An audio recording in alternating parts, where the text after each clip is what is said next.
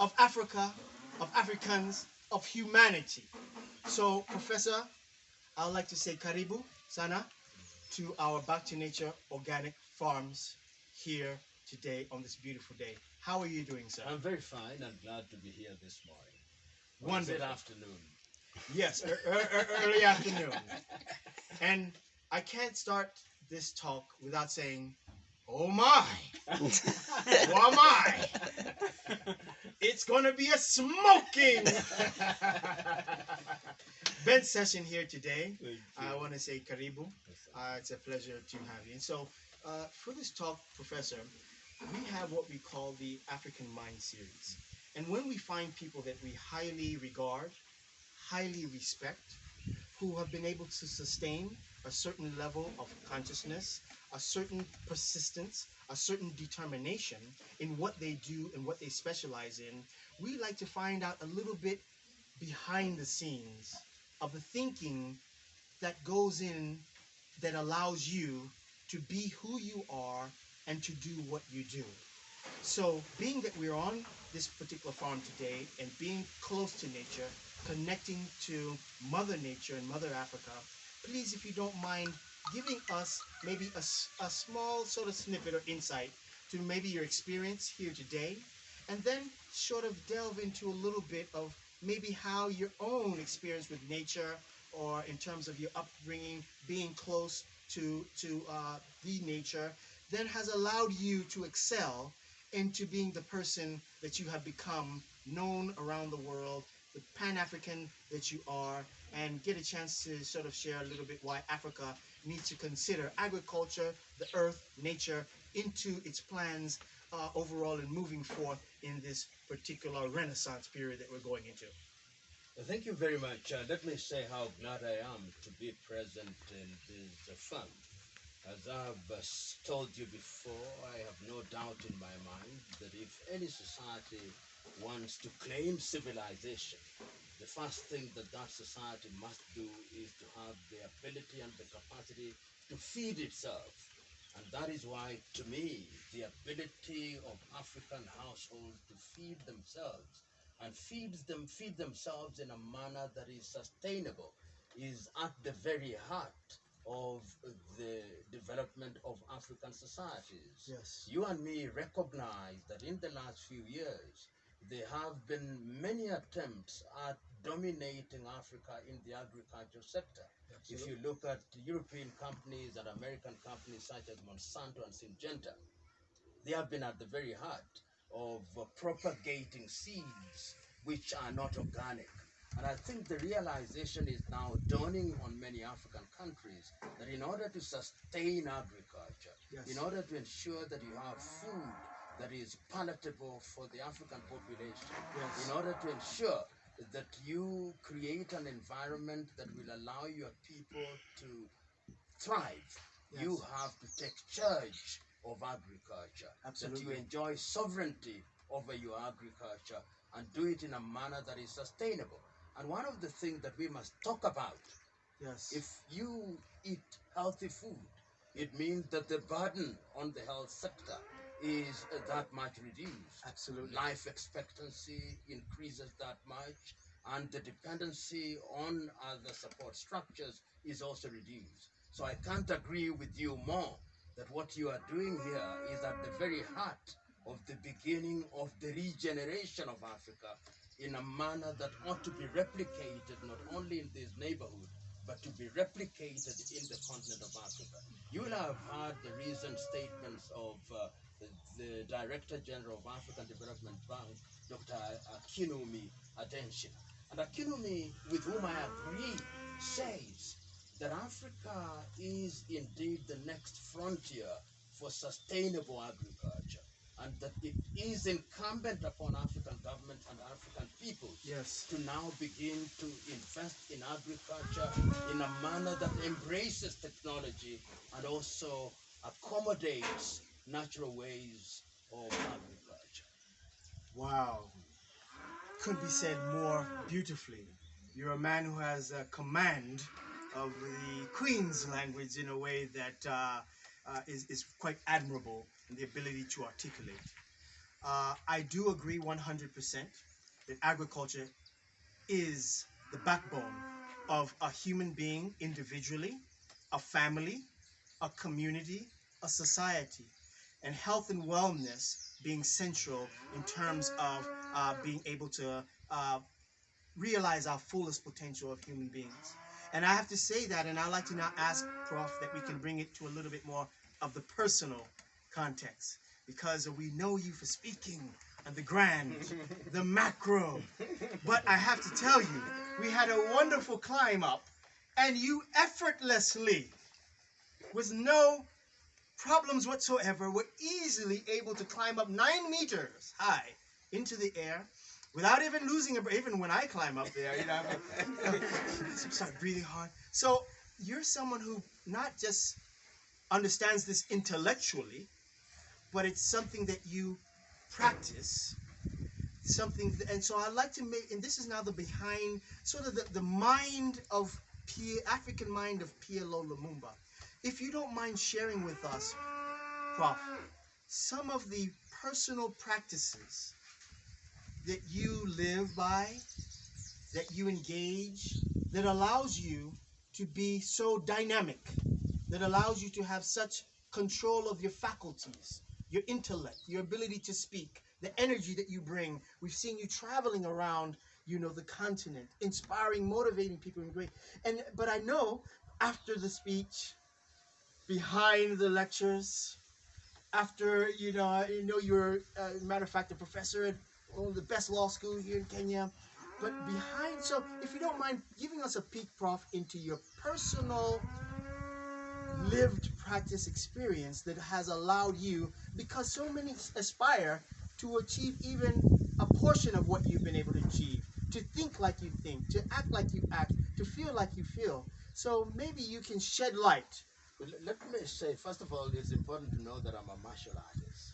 Wow. I've been a martial artist since 1975. And that does explain my ability to do some of the things that you see me do. To have practiced martial arts for the last so many years. I was a student of Shotokan Karate, black belt, but we are now in the process of developing our own art, which we call Niabuntu. And Niabuntu is meant to be an African art. We are going to fuse a lot of arts from different traditions, Kung Fu, Taekwondo, Aikido, and mixed martial art. Yes. But the African spiritual tradition is very important. And if you look at African martial arts, it was resident in many communities. And I think that that is critical for the mind. And I urge people that in order to energize the mind, you've got to energize the body. So that people must be in the business of engaging in physical exercise on a daily basis, because that is critical. If you only energize your mind and you don't energize the body, then the mind collapses sooner rather than later. Wow. But it's also important to know that how we were brought up. I was brought up partly here in Nairobi and partly in my rural home. Yes. So I'm a child of two worlds in many ways. Okay. And I'm close to nature in that regard. In my own rudimentary way, I engage in agriculture. But now that I've had the opportunity of serving what you are doing, I'm thoroughly educated. And I'll be inviting you to come and iron some of the creases that are standing in our way so that we can realize better productivity. But self-discipline, in my view, is that the heart of human development. The ability to organize oneself, the ability to ensure that your life is lived on the basis of a program without being robotic is very critical, particularly for the younger generation. Wow, wow, wow. That is such a beautiful perspective. I did not know. Now I have to make sure we protect ourselves in his presence. Right? He might come with a roundhouse kick, But no, hearing that and the fusion you mentioned with African spirituality as a foundation, the ability to move the body, the right foods. So, in a sense, what you're talking about is a holistic approach. And for Africa and Africans to regain their dignity and humanity on the world stage of civilization. We must not just be interested in maybe financial in terms of success, or just be interested in political accumulation of power, or just be interested, but we must look at all areas of a holistic human approach. Is that what I'm getting from you? When you say what you're saying, as a young student in 1979, I read a book which is a book by the great Greek playwright Sophocles, Oedipus Complex. And I always remember the last component of that book when the lead character, Oedipus, is being sent out of his motherland. And the people who watch him say, "Behold, this was Oedipus, the greatest of all men." Then learn that mortal man must always look to his ending, and none can be called happy until the day that he dies and carries his happiness into the grave in peace. And to me, that defines how we should live. That success is a verdict of history. What we ought to do when we are engaged in activity is to play our part to the best of our ability. Yes. It is those who live after you who will be able, on a weighing scale, to determine that, behold, they lived a great man or a great woman, and ours is to do our very best, and to ensure that during that period you also empower others. There is this idea that we hear quite often, people calling themselves leaders. I believe that one is a leader when they have empowered others. Hence the saying, there is no greater recompense for a teacher than to produce pupils who surpass him or her. And that should define whatever activity we engage in. You are engaged in agriculture here. Your greatest pride is not to make this an oasis of success. This should be replicated so that out of this oasis you build an ocean, which will be an ocean of success. And I think that that is when you will count yourself, if you are in the business of counting, successful. But that should not be our aim.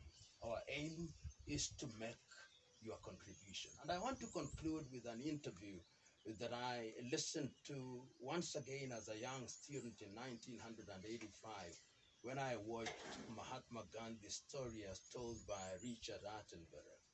And he was being interviewed while he was imprisoned by a lady called Margaret Buckright. Okay. And he said that throughout the ages, man must always endeavor to make a contribution that changes the quality of the lives of others. And that can only be achieved when we live in harmony with nature. And that it is incumbent upon all men to ensure that they eat 80% of what they produce. Because it is only when you are in control of what you eat that you can say you are truly independent. And that when you fall sick, you must also be in control of what you consume as medication. Absolutely. And I think in Africa, we kind of lost that. We are now beginning to regain that. We are in a phase of self-realization, what you earlier described as renaissance. And that renaissance is what is going to redefine Africa. That is what is going to give agriculture its pride of place. And once agriculture has been given its pride of place, we can genuinely claim that agriculture is the backbone of our economies. And if it is the backbone and we can feed ourselves, then we can be able to sit at the dinner table of human civilization and say that we are civilized. Otherwise, if you import your rice from Pakistan and import your sugar from Brazil and you claim to be civilized, then I have a problem. Then I struggle.